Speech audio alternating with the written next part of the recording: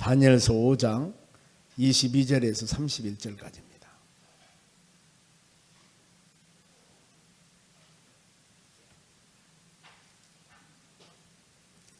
자, 22절 찾으신 줄로 믿고 제가 먼저 한 절 읽겠습니다. 벨사살이여, 왕은 그의 아들이 되어서 이것을 다 알고도 아직도 마음이 낮추지를 아니하고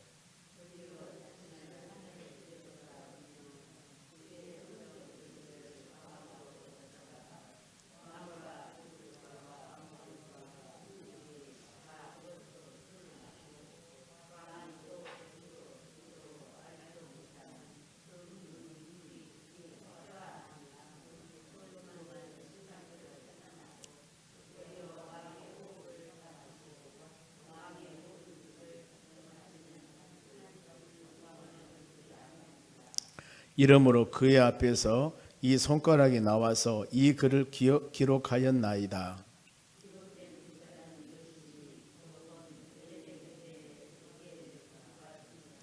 그 글을 해석하건대 매네는 하나님이 이미 왕의 나라의 시대를 세워서 그것을 끝나게 하셨다 하며,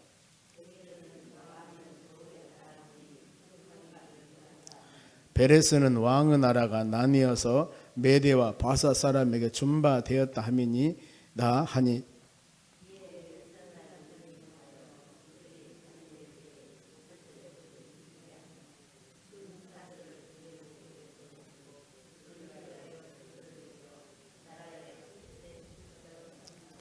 그날 밤에 갈대아 왕 벨사살이 죽임을 당하였고 메대 사람 다리오가 나라를 얻었는데 그때 다리오는 62세였더라. 아멘. 옆 사람 오늘도 승리합시다. 오늘 하나님 말씀은 알고도 마음을 낮추지 아니한 자. 지금 예수 그리스도 안에 사는 삶이 얼마나 우리가 복되고 신앙 안에 믿음을 지키고 사는 사람들이 얼마나 복된가, 이것을 우리가 압니다. 알면은 그대로 우리가 하나님 말씀 순종하며 살아야 되겠고, 교만하고 말씀 불순종하면은 어려움이 온다. 이것을 알면은 낮은 모습으로 순종하며 살아가면 되는 것입니다. 우리는 하나님 말씀을 통해서 하나는 모든 상황들을 깨닫게 되고, 아니면은 간접적으로 직접적으로 어떤 환경과 여건들을 통해서 하나님의 역사하심과 인도하심을 볼 때가 많이 있습니다. 하나님은 직접 내가 체험도 하지만은 저는 다른 사람들을 통해서 하나님이 이렇게 일하신다는 것을 보여주는 사례들이 참 많습니다. 여기서 지금 이 5장 1절에서 쭉 22절 읽었습니다만, 앞의 내용을 보면은 바벨론 나라 느부갓네살 왕의 아들이 왕이 됩니다.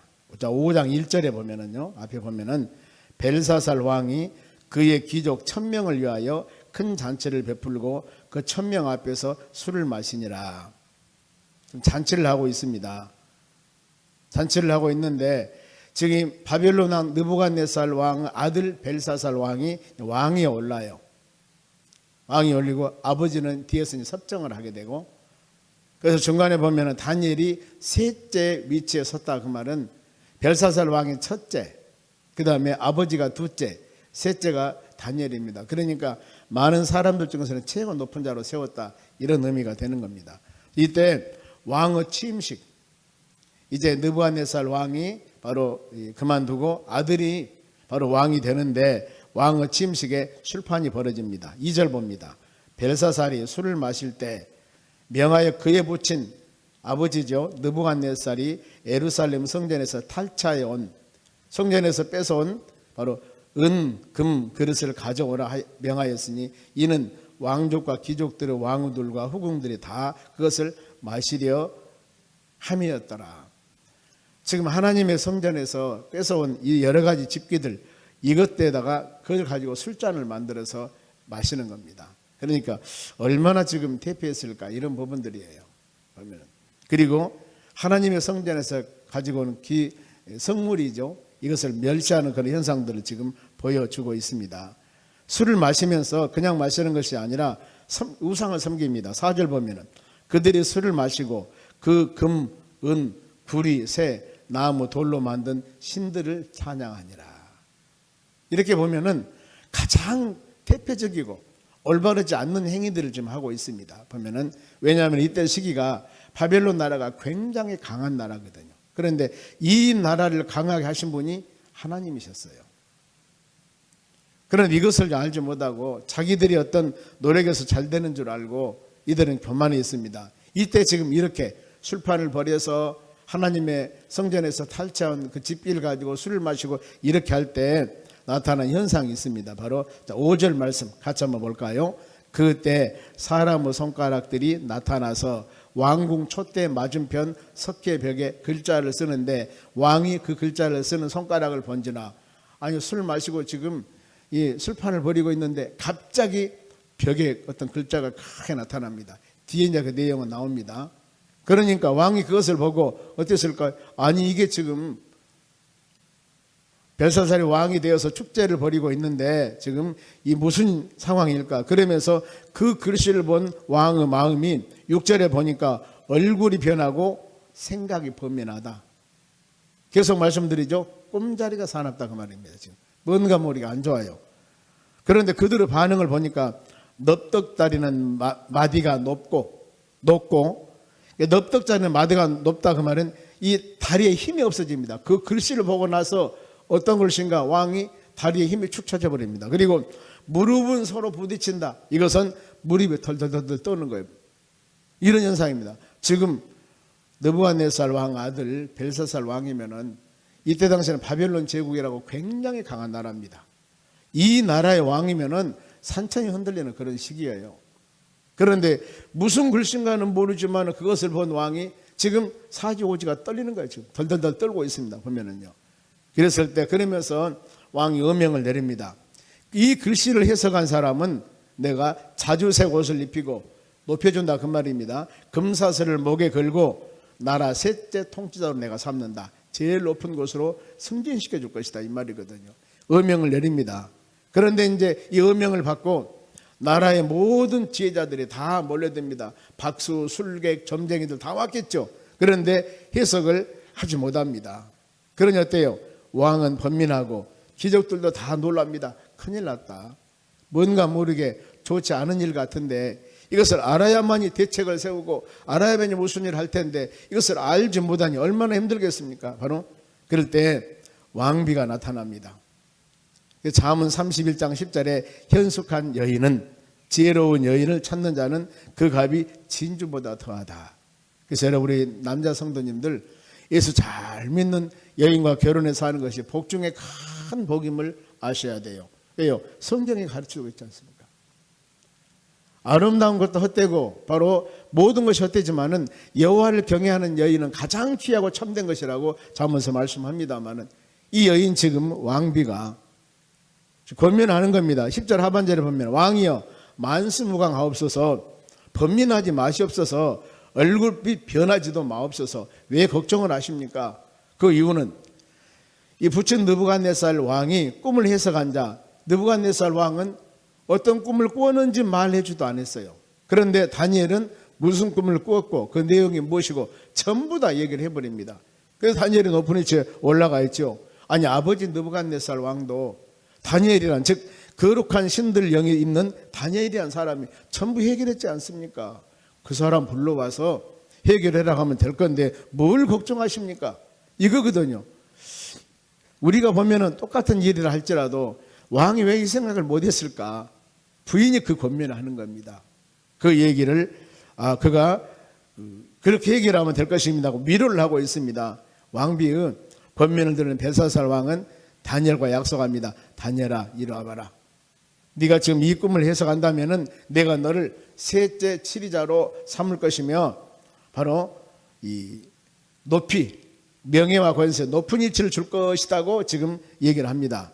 이랬을 때 믿음의 사람 다니엘이 어떻게 대답을 하냐면은 나는 명예 권세 원하지 않습니다. 그리고 신화된 도리를 다 하겠습니다. 예요. 얼마나 마음이 참 아름답고 믿음 안에 올바로 서 있는가. 그러면서 쭉 넘어가면은 우리가 17절 말씀을 한번 같이 읽어볼게요. 17절 시작. 다니엘이 왕에게 대답하여 이르되 왕의 예물은 왕이 친히 가지시며 왕의 상급은 다른 사람에게 주옵소서. 그럴지라도 내가 왕을 위하여 이 글을 읽으며 그 해석을 아뢰리이다. 이렇게, 이것이, 이런 사람이 어떤 사람입니까? 충신이라고 하는 충신. 신앙 안에서는 참 믿음 좋은 사람. 하나님의 교회에서 어떤 직분을 감당하고 헌신하고 봉사하는 것, 이것이 어떤 대가를 바라고 내가 어떤 직분이니까 이것을 합니다, 이것이 아니고 나를 구원해 주신 하나님 은혜에 감사해서 나는 당연히 마땅히 하나님께 헌신하고 봉사하는 것은 당연한 일입니다. 내가 이것을 위해서 어떤 바로 이 대가를 받고 많은 사람에게 인정받고 이런 것이 아닙니다. 아마 이런 마음으로 통함이 될 것 같습니다. 바울이 고린도전서 4장 2절에 보면은 맡은 자들에게 구할 것은 충성이라 그랬습니다. 4장 1절에는 우리는 하나님의 비밀을 맡은 자. 여러분들은 동일합니다. 우리는 하나님의 비밀을 맡은 자입니다. 즉 예수 믿고 하나님의 나라 천국하고 구원받는 백성들이 마지막 가는 곳이었던 것이고, 그리고 우리 하나님이, 예수님이 여러분과 항상 어떤 상황 가운데서도 나와 동행하신 우리 하나님, 예수님, 내가 세상 끝날까지 너와 함께 하신다고 약속하셨고, 아브라함의 하나님, 이삭의 하나님, 요셉 하나님은 우리 하나님, 여러분의 하나님입니다. 동일하게 역사하십니다. 이걸 마음으로 생각하시고, 우리가 동행하시고 힘주시고 능력 주신 하나님의 은혜에 감사해서 주를 향하여 충성하며 헌신하겠습니다, 이 고백이거든요. 바울이 사도행전 20장 24절에 나의 달려갈 길을 마치고 주 예수께 받은 사명, 즉 은혜의 복음을 증거하는 일을 마치려 하면은 나의 생명을 조금도 귀한 것으로 여기지 아니하니라 그랬습니다. 내 목표, 내 사명, 부활하신 예수 그리스도를 증거하는 것이다. 내가 생명을 바쳐서 내가 어떤 사람이었냐, 예수 그리스도를 몰랐을 때 예수 믿는 사람을 잡아다가 감옥에 가두기도 하고 죽이기도 하고, 내가 그야말로 핍박자요 포형자요 죄인 중에 괴수고 만삭되지 못한 나 같은 사람에게 직분을 주어서 복음을 증거하도록 했으니 하나님 너무너무 감사합니다, 이 고백하는 겁니다. 나는 그 하나님 은혜를 아니까. 그래서 고린도전서 15장 10절에 그럽니다. 나 된 것은 하나님의 은혜라고 그랬습니다. 바울이 많은 사람보다 유식하고 뛰어나고 믿음이 좋고 이것이 아니라 그 핍박자를 선택해서 신약전서 13권을 기록했고 놀라운 하나님의 사역을 감당할 수 있는 능력 있는 믿음의 사람으로 세운 것, 이것이 바로 빌립보서 4장 13절에 내게 능력 주는 자, 하나님의 끊임없이 힘과 능력을 줘서 세웠습니다. 그러니 바울은 그 고백을 나올 수밖에 없습니다. 이것을 깨달은 것이 여러분 은혜입니다. 은혜. 우리는 말씀을 들으면서 은혜를 깨달아야 됩니다. 나 같은 사람, 하나님 나 같은 사람, 이런 나를 구원해 주셔서 거룩한 성전에서 하나님께 예배드리며 찬양하며 말씀 듣고 깨달음 주시고 때에 따라서는 회개할 수 있는 능력 주시고 이렇게 믿음으로 살 수 있게 하신 하나님 감사합니다. 이 고백이 되어져야 되는 것이죠. 그래서 계시록 2장 10절에도 바로 죽도록 충성하라. 그리하면은 내가 생명의 멸류관을 줄 것이다. 아멘. 우리는 여러분 이 마음을 꼭 가지셔야 됩니다. 믿음으로 기도할 때나 헌신하고 모든 일 할 때마다 대가를 요구하는 것이 아니라 우리는 당연히 하나님의 자녀로서 이 일을 합니다. 해야 됩니다. 그랬을 때 주시는 은혜가 너무너무 많아. 여기서 지금 다니엘이 그러지 않습니까? 왕이 어마어마한 거 준다고 하지만 나 그거 원하지 않습니다. 그러면서 다니엘은 은혜를 잊어버리고 교만했던 아버지, 지금 벨사살의 아들이라고 그랬죠. 아버지가 느부갓네살 왕인데 아버지 신뢰를 들어줍니다. 이 느부갓네살 왕이 다니엘의 꿈 해몽하고 난 후에 뭐라 했습니까? 다니엘을 믿는 하나님을 믿어라. 그러지 않은 사람은 내가 전부 죽인다, 이렇게 가정했지 않습니까? 그 얘기를 하는 겁니다. 하나님이 큰 나라를 이루시고 명예를 주고 권세를 주고 이렇게 하나님의 역사심을 아버지는 알았습니다. 그런데 아버지가 마음이 교만하여서 내가 하였다고 했기 때문에 하나님이 왕위를 빼앗아 가버렸습니다. 그리고 아버지가 얼마나 많은 고통을 당했습니까? 사람에게 쫓겨다니고 마음이 들짐승 같은 마음을 가졌고 소처럼 풀을 먹었고 이슬을 젖으며 이렇게 방황을 했다, 그 말입니다. 그러면서 벨사살 왕의 부친은 지극히 높으신 하나님이 사랑과 나라를 다스리며 자기 뜻대로 세우신 줄을 알았습니다, 아버지가. 그러면은 그 아버지 밑에서 지금 자랐던 벨사살은 알았겠어요, 몰랐겠어요? 알았겠죠. 아버지가 그 고통과 어려움이 있을 때 저 다니엘 이스라엘 나라에서 유대 나라에서 이 포로로 잡혀왔던 그 다니엘, 저 사람의 꿈을 해먹여 가지고 우리나라의 어려운 일이 다 넘어가고 저렇게 훌륭한 사람, 그래서 그 사람을 높은 위치에 세웠지 않습니까?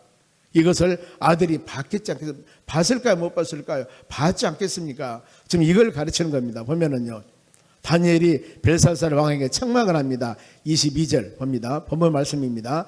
벨사살이 왕이요, 그의 아들이 되어, 지금 아버지 느부갓네살 아들이죠, 이것을 다 알고도 하나님이 역사를 주관하시고 하나님 모든 걸 이루는 것을 알고도 아직도 마음을 낮추지 아니하고, 이렇게 하나님이 역사한 것을 아버지를 통해서 알았으면 당신은 낮아져야 될 것 아닙니까?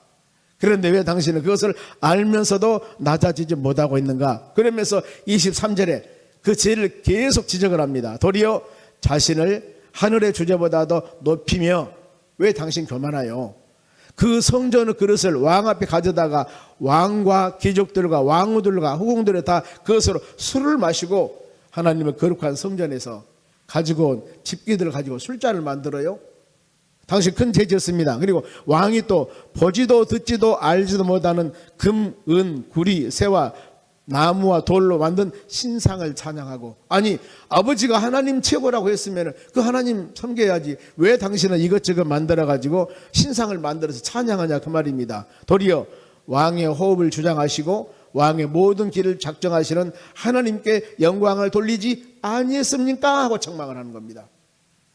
여기 이제 몇 가지 책망하지 않습니까? 왜 당신 교만합니까? 그리고 이 하나님의 성전 짓기를 가지고 왜 술을 마시오? 신상을 왜 절합니까? 하나님의 영광 돌려야지. 이걸 지금 책망하는 겁니다. 우리 신앙은 어떨까요? 보면은 하나님은 좌우상하로 수많은 우리에게 경험을 주고 있습니다. 그리고 믿음 안에 사는 사람들을 하나님이 세우시고, 자로나로나 치우치면서 올바르지 못한 사람을 하나님이 때에 따라서는 징계와 연단하는 것을 우리는 많이 보고 믿음 생활을 해옵니다. 그럼 어때요?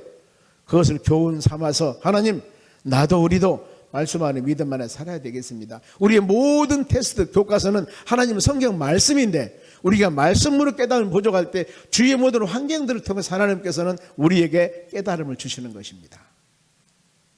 이걸 마음에 새기면서 우리는 순종하며 믿음으로 살아가야 되는 겁니다. 이때 다니엘이 지금 이 벽에 쓴 글 해석을 합니다. 다니엘의 손가락 글 해석하는데 이것을 특별 계시라고 그럽니다. 25절 같이 읽어볼까요? 기록된 글자는 이것이니 메네 메네 데겔 우바르신, 이렇게, 물론 뒤에 설명이 나옵니다. 메네는 왕의 나라가 끝났다. 두 번 강조한 것은 속히 이루어질 것이다, 그 말이에요.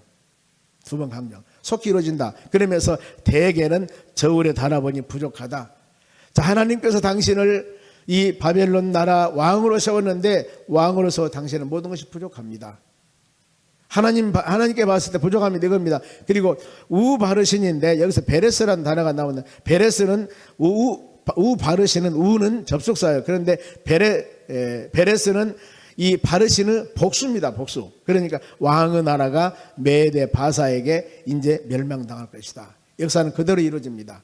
BC 539년에 바로 이 메대 바사 연합군에 의해서 바벨론 나라가 멸망당하게 됩니다. 역사적인 지금 사실입니다. 이 지금 기록은 그대로 되었던 일들입니다. 특히 에스겔서, 다니엘서, 이런 바로 묵시록, 예언서는 그대로 역사들이 다 이루어집니다. 보면은요, 이루어졌던 사실입니다. 보면은 다니엘이 꿈을 느부갓네살이 꿈을 꿨을 때 신상을 받지 않습니까? 머리는 금, 흉배, 그 다음에 뭐 다리, 철, 롯, 금, 이것을 바로 상징해 줍니다만, 다 모든 것들이 뒤에 이제 쭉 나옵니다만은 역사적인 나라들을 비유해 놓은 것입니다. 하나님께서 이 부분들입니다. 그러면서 다니엘이 해석을 드린 왕은 29절에 약속했으니까 다니엘은 자주색 옷을 입히고 금 사슬을 목에 걸고 조서를 내려 세 번째 치리자로 다니엘을 세웁니다. 그리고 난 그 밤에 어때요? 30절에 그날 밤에 갈대아 왕 벨사살이 죽임을 당하고, 갈대아는 바벨론 나라를 말합니다. 지금 벨사살 왕 죽지 않습니까? 그대로 죽어요. 그리고 나서 마지막 31절에 메대 사람 다리오가 나라를 얻었는데, 그때 다리오는 62 2세였더라. 62세 된 다리오가 바로 이게 메데 바사입니다. 즉 페르시아 제국이라고 그럽니다. 이 나라가 바벨론을 멸망을 시킵니다. 그러면은 바벨론 나라는 이스라엘 백성들을 포로로 잡혀가서 예루살렘 멸망을 시키고 하나님의 나라를 훈련시키는 나라였습니다. 이제 70년이 찼습니다. 하나님의 때가 되었습니다. 어마어마한 바벨론 나라가 하나님의 백성들을 훈련시키는 막대기로 사용을 했습니다. 이제 하나님 때가 되니까 그 어마어마한 바벨론 나라를 어디 메데 바사에 멸망시키고 이스라엘 백성들은 70년이 되니까 고향으로 돌아오는 것입니다. 예레미야 29장 10절 이제 그 말씀을 하나님이 이루어 나가시는 겁니다.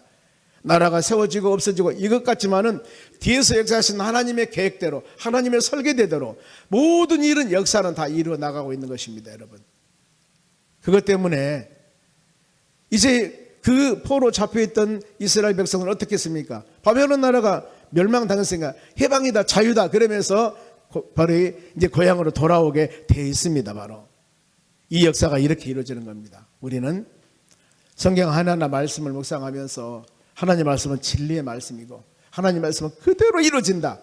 이걸 마음으로 깊이 생각하면서 우리가 한마디 한마디 말씀을 심령에 새기면서 하나님, 여러분이 기도할 때나 믿음생활 할 때도 그 성경 말씀 묵상하면 하나님 이렇게 약속하셨습니다. 하나님 이렇게 하라고 하셨습니다. 그러니 이렇게 하오니 열매를 맺게 주시옵소서. 약속 언약은 반드시 여러분 이루어 주십니다. 이걸 마음에 새기면서 하루하루 삶, 그래 우리는 하나님의 돌보심과 인도함 따라 믿음으로 삽니다. 이 하루도 주님이 동행한 하루, 하나님이 여러분을 돌보는 하루, 능력 있는 하루가 바로 될 수 있도록 해달라고 기도하며 간구할 때 오늘 하루도 하나님이 여러분들 인도하여서 가장 좋은 길로 인도하시고 우리의 계획들 행한 모든 일들이 아름다운 결실을 맺는 축복된 하루가 될 줄로 믿습니다. 기도하겠습니다.